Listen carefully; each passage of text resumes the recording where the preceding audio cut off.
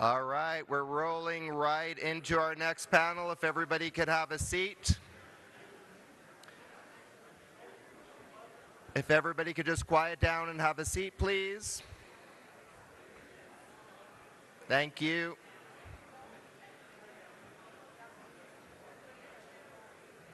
Thank you.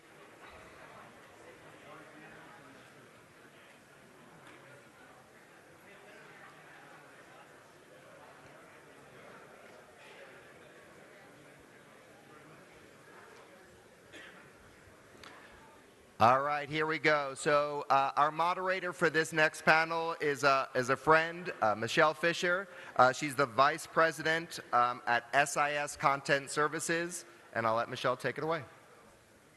Thanks, Robert. It's great to be back in Tucson at the Racing Symposium. During this panel, we're going to discuss the expansion of the U.S. betting landscape, and we're going to focus on the highly controversial emergence of both sweepstakes and prediction markets. What does the horse racing industry need to know? We're going to try to answer those questions today. The panelists here are going to bring us their expansive knowledge and specialist insights. We have with us Dustin Gouker, and he has spent more than a decade analyzing and writing about the gambling and gambling-adjacent industries. He publishes 2 daily newsletters, The Closing Line and The Event Horizon.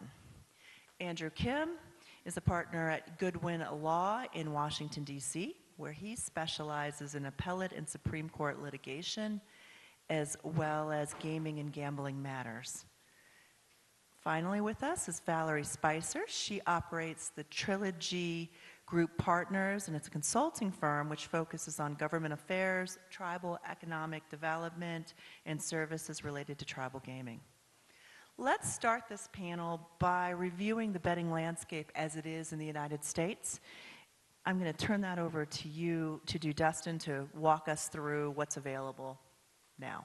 Great. If we could put the slides up, I'm going to try to do rapid fire here. And don't rapid fire. We have time. Okay. We're a little late. We're okay.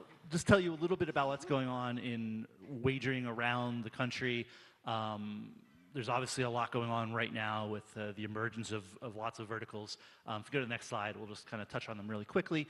Obviously, commercial and tribal casinos. I think this audience hopefully knows a lot about those. That's the largest part of gambling still in the United States as it exists, hundreds of millions of dollars every year. Sports betting, sure, you're well aware of here in Arizona. We have sports betting in a lot of places.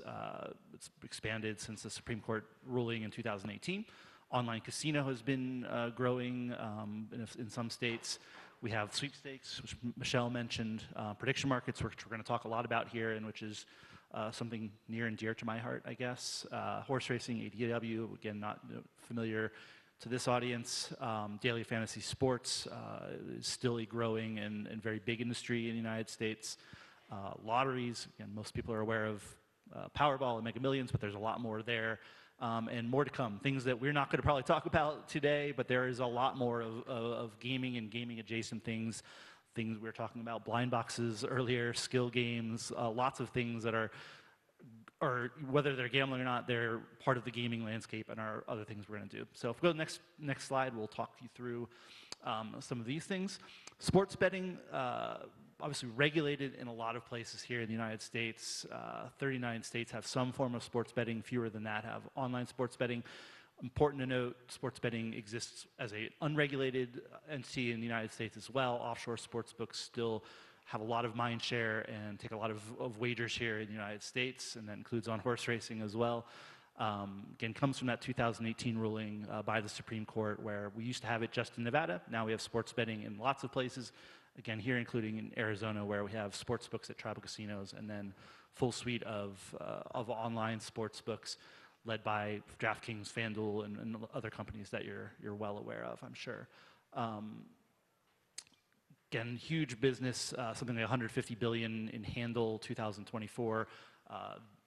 Companies in the space hold about 10%, so something like 14, 15 billion in GGR, gross gaming revenue last year, and that's going to be higher this year in 2025. Missouri just launched sports betting just a few days ago as well. So next slide. Online casino, again, both regulated and offshore. regulated land-based casinos. There's very few of them. We've had, New Jersey was the first, circa 2012, legalized and regulated online casinos. We then had a few other states that have done this as well. We have Pennsylvania and Michigan are the largest among those, but adoption has been pretty slow. Other than that, there are always bills in state legislatures, but we've also seen more bills are going to come next year. So this expansion's been much slower than sports betting, but you're going to see more of it probably as time goes on. Next slide. Horse racing. I don't know, I can just skip this one, right? You guys know horse racing, but still a very oh, they did just skip this one. I was going to talk about it a little bit, but it's fine. I'm not going to preach to the choir about that. I'm here to tell you about things you may not know as much about. Daily fantasy sports. Again, DraftKings and FanDuel kind of started this industry more than a decade ago. That's how they became the biggest sports betting brands, by offering daily fantasy sports before sports betting was legal. Now it's largely an industry about parlays and called Fantasy Pick'em. Two companies valued at more than $1 billion in Prize Picks and Underdog, and then dozens of other operators. Again, to try to tell you what these things are, it's mostly it's fantasy sports in which you're picking how players will do in performances. Will players score a touchdown? Will players score over or under points? And then you put them together, and you basically create a parlay on their outcome. So very big industry. I think a lot of people kind of thought it died down after DraftKings and FanDuel, but there's this 2.0 version that's gotten very large here in the United States. Next one is lotteries.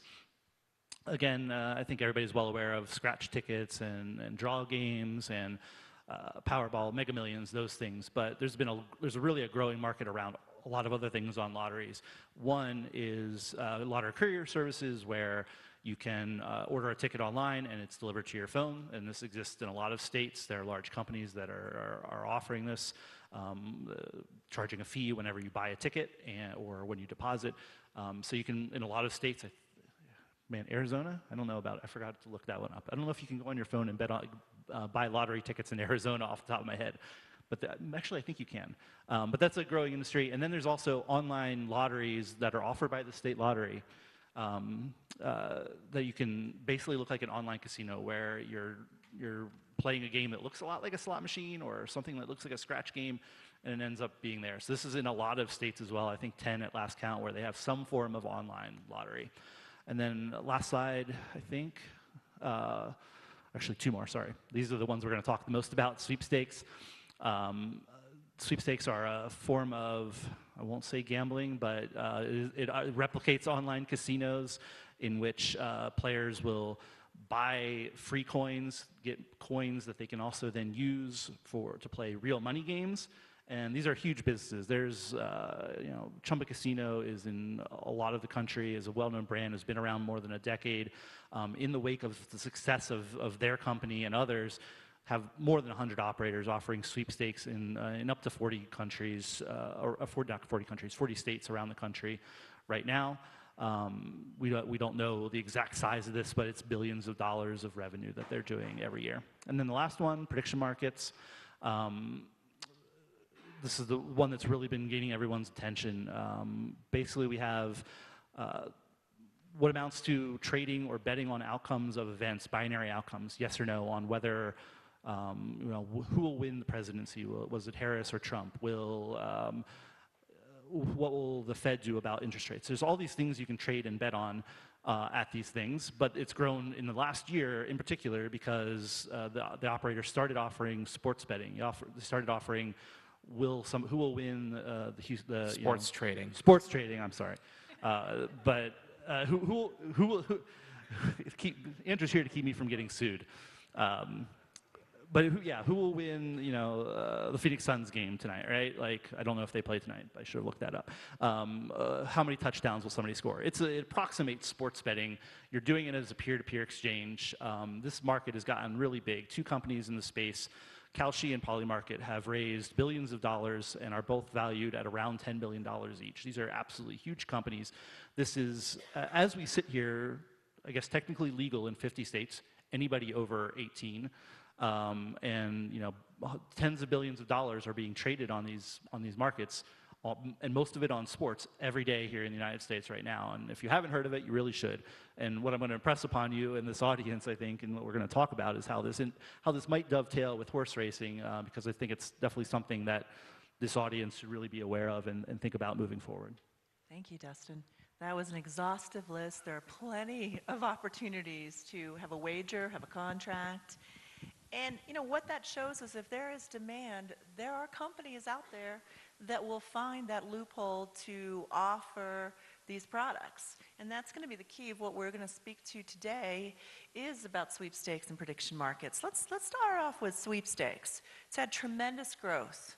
Online sweepstakes, there's casinos, sports betting, but they've been curtailed recently with some new state laws, California, New Jersey, New York, just to name a few.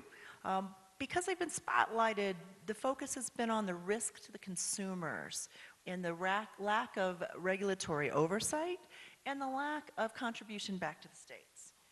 Where is this vertical going? Is it going to be legalized, as daily fantasy had been? Is it going to be banned? Is it going to continue to operate in the shadows through a loophole?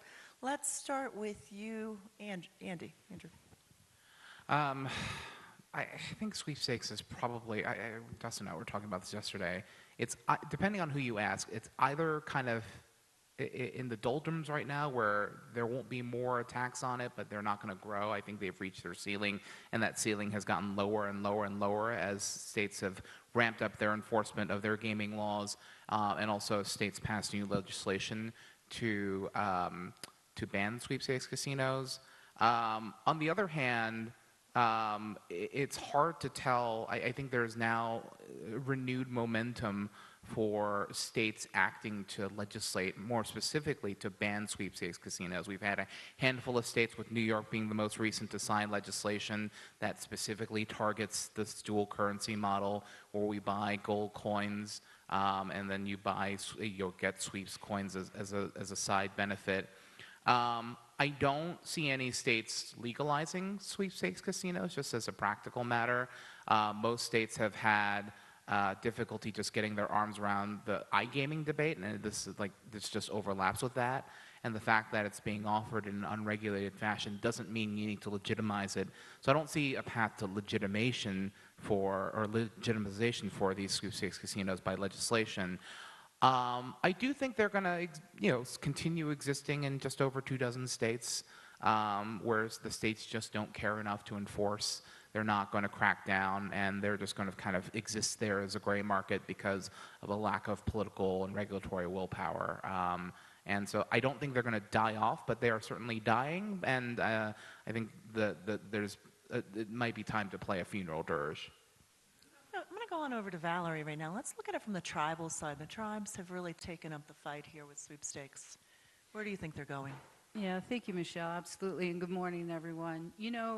For tribes, it's a very definite issue of exclusivity, especially in the states where tribes have exclusivity of gaming compacts with the state. You saw very active opposition in the state of California by the California tribes and the California Nations Indian Gaming Association to press for legislation to ban sweepstakes. And you see it more and more often. I think other associations, along with the National Indian Gaming, or IGA, and the Oklahoma Indian Gaming, and others will follow that pathway as well. I feel like you're still going to see a patchwork of, where it's not banned and is banned, and it's just kind of floating out there in the gray space. But for tribes, it's certainly something that whenever something comes into your state where you have exclusivity that you're, in essence, doing revenue share for, then you're going to protect that position. I'll just say, if you hear somebody pitching you a horse racing sweepstakes site, run the other way, would be my advice. I'm not a lawyer. That's my advice. That would be my legal advice. All right, let's move on to the main show here, prediction markets. I'm going to start with you, Andrew, from a legal side. They've emerged under the CFTC in a big way this year, and I love to share with everyone. Watch the South Park episode. But Polymarket, is valued at $8 billion. They say it's the #1 downloaded sports app on Apple. Couchy is valued at 11 billion. They've done 11 billion in volume since September. Some call prediction markets a sports betting scam. There are pending court cases in multiple states, and seemingly new legal action is taken every day. In Nevada District Court case, the judge recently used the Kentucky Derby in his event outcome analysis. Walk us through the structure in which they operate, the objections, and some of the actions that state government are taking, because there's a lot of them. Sure. So event contracts or prediction markets are regulated by the Commodity Future Trading Commission. And if you've never heard of the CFTC before, I don't blame you. They are the federal regulator that is responsible for, among other things, regulating futures and derivatives products. So if you're in the agricultural industry, for example, they're the regulator that oversees corn futures or pork belly futures. Now, why are we talking about that in the context of event contracts? Well, event contracts have been around for quite some time, back in the 90s. And if you think about what an event contract is, it's ultimately an agreement where you agree to pay money to receive money based on the outcome of an event.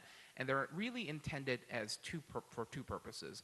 One, for predictive purposes, meaning like what is going to happen in the world today, but also for hedging purposes. And those two reasons are linked. So if, for example, you are in a hurricane-sensitive area, maybe you want to buy an event contract that says hurricanes will happen in this area. But for a long time, they were just used for predictive purposes.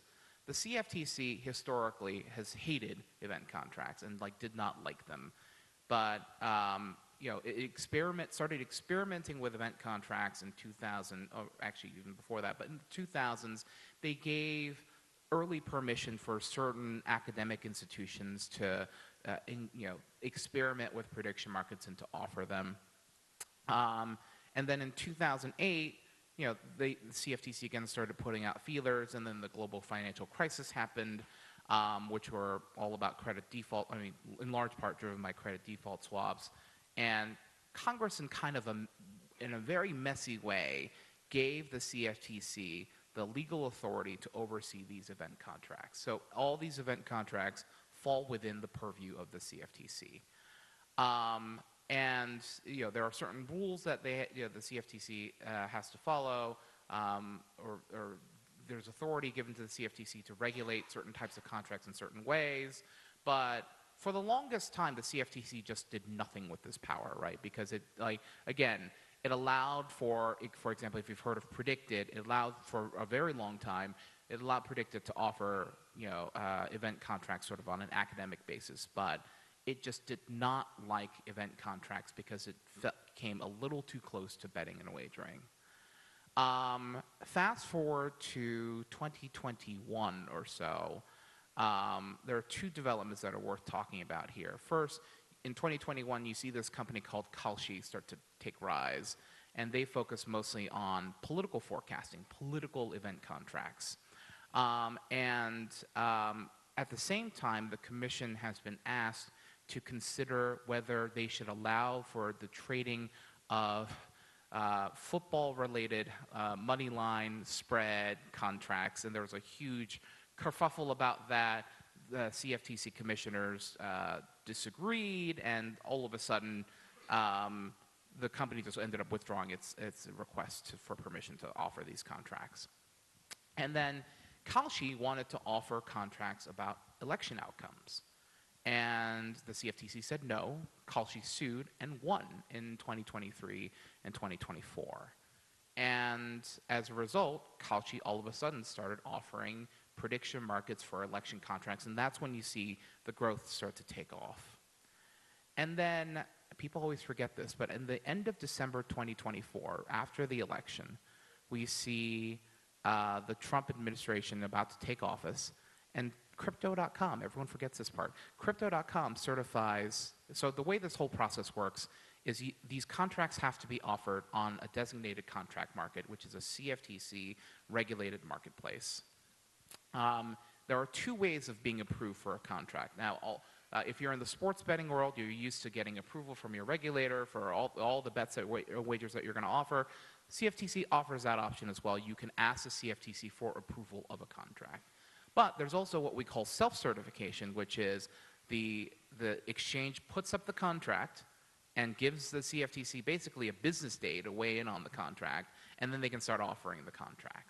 So if I were to put up a mention market contract tomorrow of, will so-and-so say at the Wagering 2.0 panel these words, that would be okay. And they just need to list the contract, put it up, and self-certify it, and then, self-certify first, then list it. So all of a sudden, you have Kalshi offering these contracts, and then in 2024, at the end of 2024, Crypto.com offers a Super Bowl contract, and the CFTC, the Biden CFTC says no, and puts the contract under review. Then we have the change in administration, and Kalshi tries the same thing. And Kalshi, in mid-January, actually this was actually towards the very end of the Biden administration, but Kalshi puts up a Super Bowl and March Madness contract and self-certifies them, and CFTC says nothing. And so all of a sudden, we have prediction markets offering sports event contracts on tentpole sporting events, and we're off to the races, no pun intended. So in March, in February, March, the series of states, starting with Nevada, then New Jersey, and Maryland, sent out these letters saying, gee, your contracts look an awful lot like bets or wagers, and we think you need a license for that, and you don't have a license. Stop offering these contracts. But Kalshi, hiring very good lawyers, sued the regulators in court, saying, we don't think you're allowed to regulate us because the CFTC is the only regulator that we answer to. We're a designated contract market that falls under the Commodity Exchange Act. We don't answer to state regulators. We don't have to play by your rules. And they asked for courts to definitively weigh in, to say, yes, that is right, Kalshi's right. States can't regulate the activities of prediction markets. And there's ultimately all of this is a constitutional question of whether the federal law does in fact trump state law and leaves no room for state gaming regulators. And that's, right now there are 7 lawsuits going on. There's Nevada, New Jersey, Maryland, Ohio, New York, Connecticut. Those are states in which Kalshi or someone else has sued the state regulator going on offense. And then we have Massachusetts, where in the Commonwealth, the state regulator actually brought the fight to Kalshi, and all those actions are going on right now. There have been wins and losses in both directions. I think the Kalshi's won at least one case. The states have recently had a couple of victories. But all this is going to take several years to play out in terms of the regulatory landscape. So we've got, in the meantime, all these prediction markets offering sports contracts, and until a court tells them to shut down, they probably will keep offering these contracts in all 50 states. So let's stop there. Let's all take a deep breath. Thank you, Andrew. That was quite comprehensive and informative. A couple questions for you based on that. Tell me a little bit about the CFTC. How many people do they have on their staff? How much are they looking at what's happening here? So they are overseeing the market. I think they've got, what, 700 people on their staff or something like that? Or it's not a big agency. But they are also, remember that they're responsible for corn futures and they're responsible for other derivatives products. They're not a big agency. They're certainly not equipped to oversee. In fact, the rules aren't even written in a way where you're addressing the issues that everyone in this room confronts about problem gambling or problem trading, as I think they call it, responsible trading, risk management, integrity issues. I mean, that framework is just not in place at the CFTC.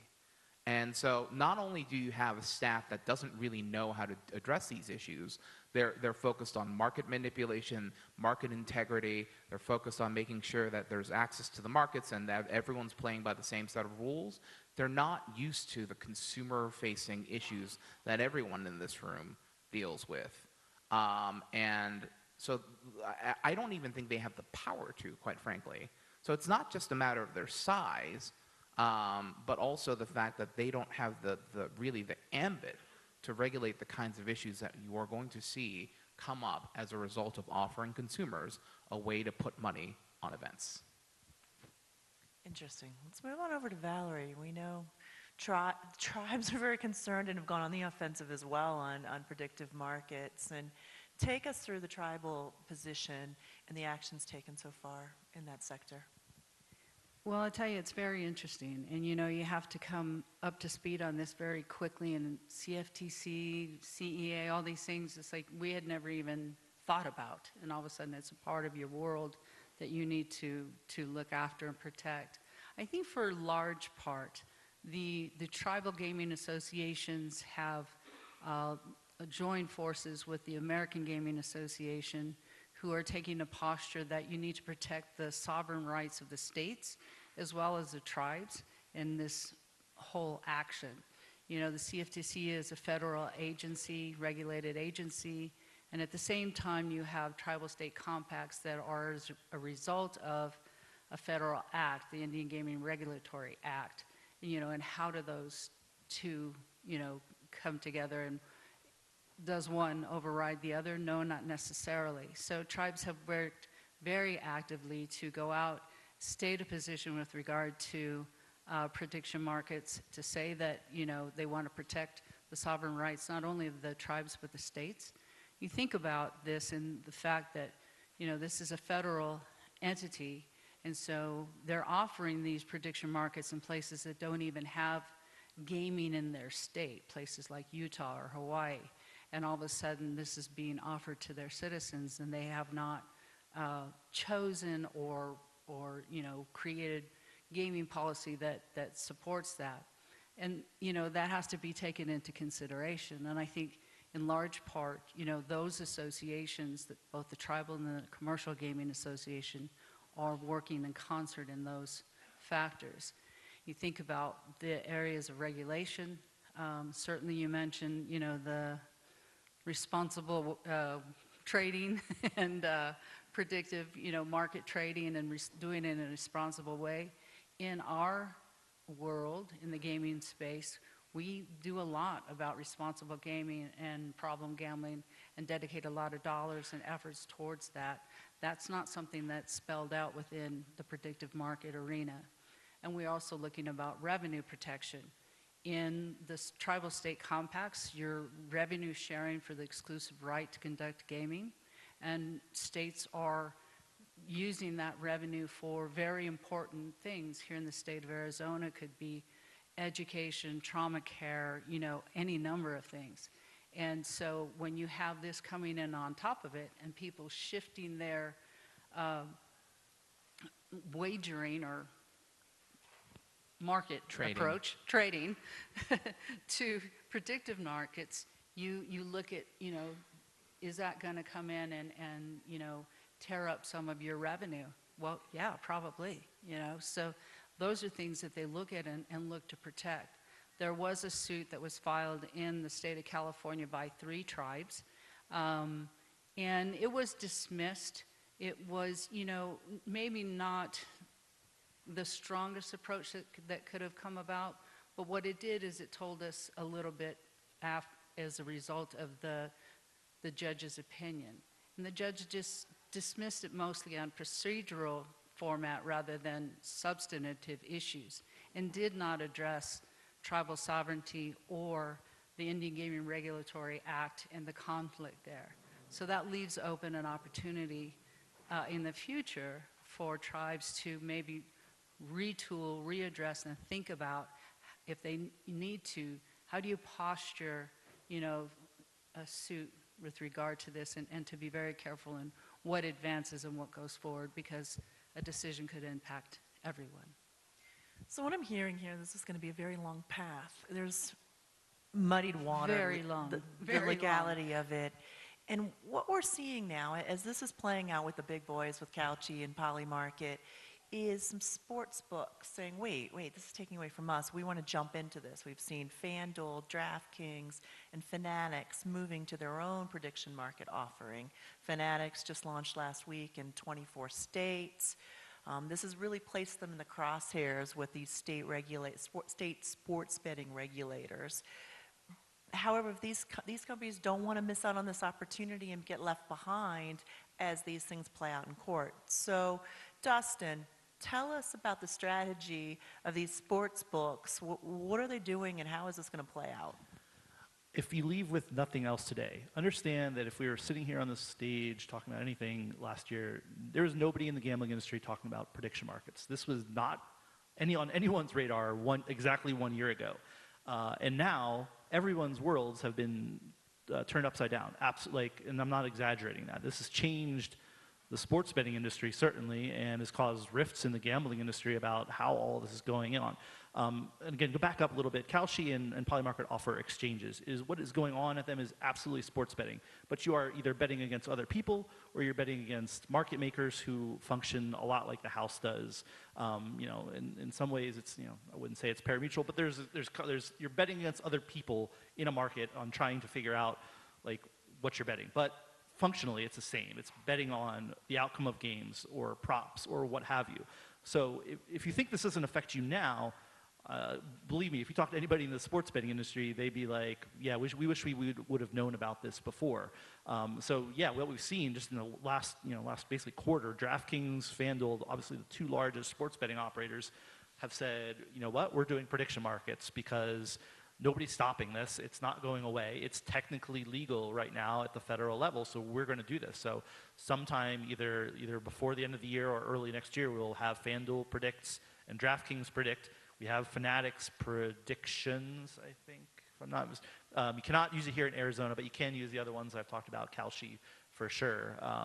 So we're going to just see more and more players. Some of those fantasy sports operators that I mentioned earlier, Prize Picks and Underdog, they have prediction markets products baked into their fantasy sports operators. And there's really no end to where this is going. We're seeing it in crypto wallets, crypto.com, which we've mentioned, Coinbase, places where you trade cryptocurrency are going to be increasingly places where these live. The biggest operator right now, which we haven't even mentioned somehow, is Robinhood. They work with Kalshi to offer prediction markets, but people who are trading stocks on Robinhood or putting money in there for other reasons are now able to trade on who's going to win the football game on Sunday, right? So there's no really end to the imagination of where all this is going without some kind of legal intervention, and just how big it's going to get. Remains to be seen. I still see it as largely an unregulated state product in states that don't have sports betting. I don't think it's terribly competitive with what's going on in a state that has online sports betting. But it's still going to take away from these operators at some point. And really, until somebody says, Kalshi, you have to stop doing sports betting. They're just going to keep doing it, and you're going to see it in more states, and you're going to see more products out there. Again, not just in the gambling world, but in anywhere where there's a wallet, you're going to see more of it. I'm going to go off script for a minute. Andrew, I'm going to ask you a follow-up question. We see with the Fanatics launch, they went into the states that don't have legalized sports betting. This is a federal. They're operating under a federal law. Can they cherry pick and geo-block those states?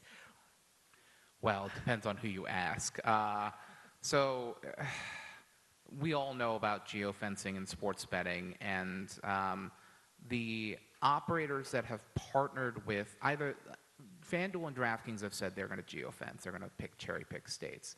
Fanatics is cherry picking states. Basically, everyone coming from the gaming world is cherry picking states, in part because they don't want to run afoul of state regulators and don't want to put their licenses in jeopardy if they have licenses, but also because they're coming from this ecosystem where they're kind of walking a tightrope. They want to pursue the business opportunity, which may be a business necessity, but they also don't want to jeopardize the relationships that they have in the regulated gaming world. So it's a very hard road for them to walk. The prediction markets, if you're talking to Kalshi, Robinhood, Crypto.com, and eventually Polymarket, they're of the view that, at least Kalshi says, we can't geo-block. We have to offer a 50-state access, nationwide access, and it would violate our market integrity requirements if we don't allow certain participants from certain states. The CFTC, for its part, has basically said, don't blame us if you get ordered to shut down in a particular state. We have not said anything about market access and interstate lines. So how credible that argument is, I don't know, but that's Kalshi's position. For its part, Crypto.com has bowed out of Nevada, at least, but I think there are some unique circumstances there. The way they are doing it is not just geofencing. There's a specific way that I think they're blocking it off by residents. I think they have KYC information so they can look up who they're blocking. But all that said, it depends on who you ask, and I think if the states don't win at the courts, all of a sudden everyone's going to offer it everywhere is what I think will happen. It is interesting times. Valerie, you brought up the American Gaming Association, and we've just seen FanDuel voluntarily leave that organization. We've also seen FanDuel and DraftKings leave their betting operations in Nevada as well to pursue these prediction markets. Last question I'll script before we get to the one everyone really wants to know about is, and throw this over to you, Dustin. Is this fun? Never know what I'm going to say. There was a list. We see the leagues. Some have said we're against prediction markets. The NHL has somewhat embraced them. Is any content or leagues getting paid for their content being used on prediction markets that you know of? They are. The NHL recently did a deal with both Polymark and Kalshi to allow use of league marks, team trademarks. They have a partnership. You'll now see Kalshi on some, at least, hockey arenas. Like you'll see it on the screen, delivered digitally. So yeah, we've seen that already. Now, will the other large leagues do that? I don't know. The NFL, Roger Goodell, commissioner of the league, has said we're not doing anything with prediction markets right now. Will the NBA and Major League Baseball? Like they're in a hard spot too. Like a lot of people are. Like how do we deal with this? Like this isn't going away immediately. We have concerns about integrity and how our sports are run. Can we just let it go and hope it goes away, or we'll deal with it later? Or do you deal with it right now and try to do private deals where you like try to get a handle on integrity and make these companies kind of bend them to your will? We'll see. I mean, it is fascinating to think back to that. The leagues were the ones that sued to stop sports betting prior to 2018, and now they're dealing with the ramifications of a world where sports betting is really widespread. So prediction markets are offering contracts on sporting events. They're going to continue to expand their offerings as they grow. Last year, Polymarket, outside of the U.S., had a volume of about 1.2 million on the 2025 Kentucky Derby. We saw an article a couple weeks ago in the TDN. Dennis Drazen had sounded the alarm to the horse racing industry that he had had a conversation with a prediction market company that said they were planning to take the 2026 Haskell, and they didn't think they needed to pay a host fee or any kind of fee for that. So we've seen both Monmouth Park, we've seen Churchill Downs publicly state that the Interstate Horse Racing Act, which requires consent of the stakeholders to offer a wager on horse racing. It protects horse racing. But these prediction markets technically are not betting. They're not wagers. They're contracts. So should the horse industry be concerned about this? Okay, Valerie, you're just shaking your head. Go on first. Absolutely. I feel like, the prediction markets are going to continue to look through all the legal loopholes that they can, but it's gaining momentum, and it will continue to gain momentum. And, from a business standpoint, they've got to look at probably every offering that they can. So that would include horse racing. I would suggest, and I feel that, there's been a lot of challenges to the racetrack industry.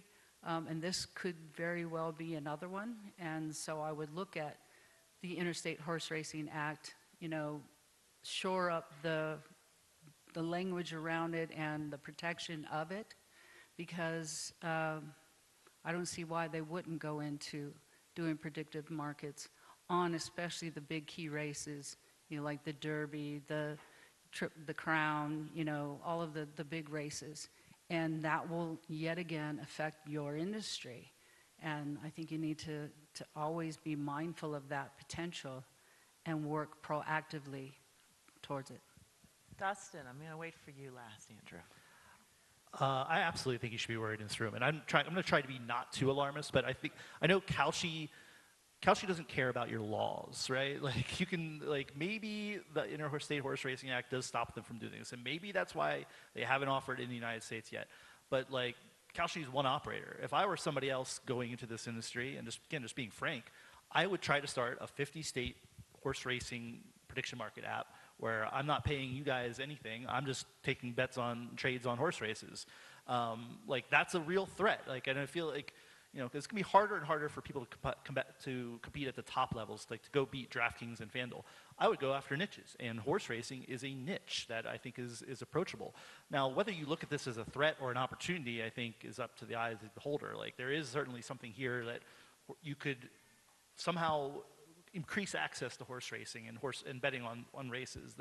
That's an outcome, but I wouldn't count on prediction markets wanting to come to you to pay for fees and hosting. That seems really out there for me. And will they do it? I don't know. Like, is it too small for them? You know, when they can do everything else.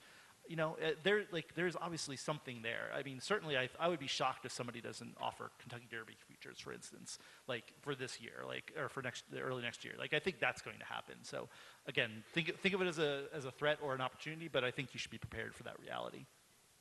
So let's end this question with our lawyer. What's your advice here? Well, I can't provide legal advice to all the folks out here without an engagement letter, but I will say this. Sorry. He will take a retainer. I will take a retainer. He'll be here afterwards. Lawyerly disclaimer. I will say this. So I guess I'm going to take a little bit more of a neutral position on this, which is very lawyerly of me again. But there's no reason that an event contract can't cover horse races, right? There's no reason that they can't offer an event contract product, a prediction market product that overlaps with what you do. I do think the Interstate Horse Racing Act does serve as a deterrent because unlike other statutes governing wagering and betting, it does give one the ability to sue someone who you think is violating the protections provided by the Act, but also it is the only congressional statutory scheme that I can think of where there is this comprehensive federal structure that, I mean, with all due respect to IGRA, which I know is a separate ball of wax, but but it's other than IGRA, which there are separate challenges with respect to IGRA, but it's the only way. It's the only time Congress has been clear. We want to regulate this a large part at a federal level. We want to protect the industry, and we want you to implement this law in a way that is industry protective. And so, if the prediction markets go toe to toe with the various associations, like those of you in this industry, I don't know if they'll like the answer to the question of, are these contracts really bets or wagers, right? Because I don't know how a federal court will reconcile that issue. And it may well be, even though that there are ways you can say these contracts are not bets, these contracts are not wagers. There are ways in which the courts could also say, you know, under the Act, these function as wagers, and so therefore you're still subject to the terms of the Act. So I think the prediction markets are the threat, the legal threat is a deterrent, and I also think that, but I also think that the business aspect of it is a huge part of it as well, of whether the opportunity is actually there or not. Thank you. It's very clear, correct? Well, the objective today was not to provide you the answers and the crystal ball of what's going to happen, but to make you all aware of how prediction markets is growing and how it may affect all of you. So it's not necessarily bad, it's not necessarily good. There is an opportunity or a threat. And you know, I want to thank my panel here. I feel like we've given you a great overview. We're short on time. We're running behind because of the panel before us. But my panelists will be available. There's a break coming up now, and they will be available to answer any individual questions. Thank you all for your attention. We'll be taking contracts on whether you'll make your flight.